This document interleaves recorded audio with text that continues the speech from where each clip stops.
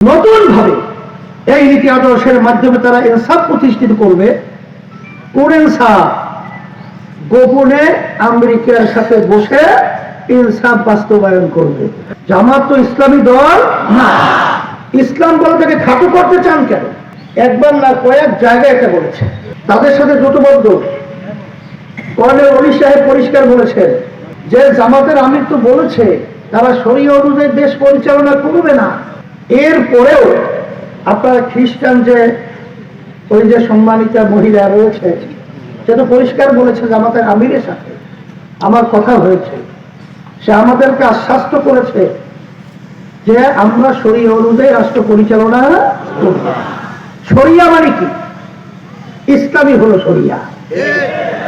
শরিয়া মানে কি? আমরা নামাজ পড়ি, রোজা রাখি, হজ করি, যাকাত দেই, এইটাই শরিয়া।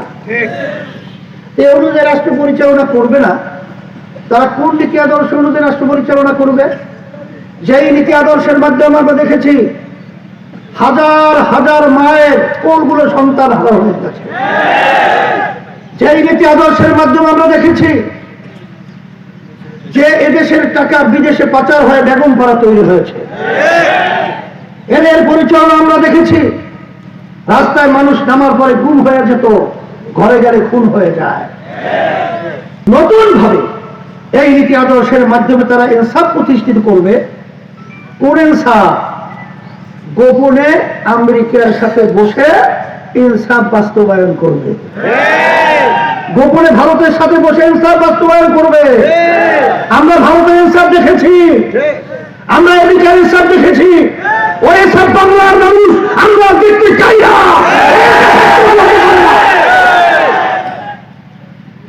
আর খালেদ সাইফুল্লাহ সাহেব হুজুর যে ইনসাফ প্রতিষ্ঠিত করবে, আজকে বাংলাদেশের ভিতরে একটাই দল রয়েছে, একটাই মার্কা রয়েছে, যেই দলটা যেই মার্কাটা বাস্তবায়ন করতে চায় ইসলামী নীতি আদর্শ শরিয়া। কথা ঠিক না বেঠি? শরিয়া শুনলে অনেকে ভয় পায়।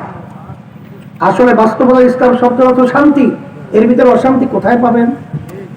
তাহলে এর জন্য আমার ভাইদেরকে বলবো, আমি তো কালকে ঢোকার পরেই আমি বিশেষ করে আমাদের সম্মানিত খালেদ সাইফুল্লাহ সাহেব হুজুরের আসলে আমি বিভিন্ন দিক থেকে আলোচনা করে দেখেছি। আলহামদুলিল্লাহ আমি খুশি হয়ে গেছি।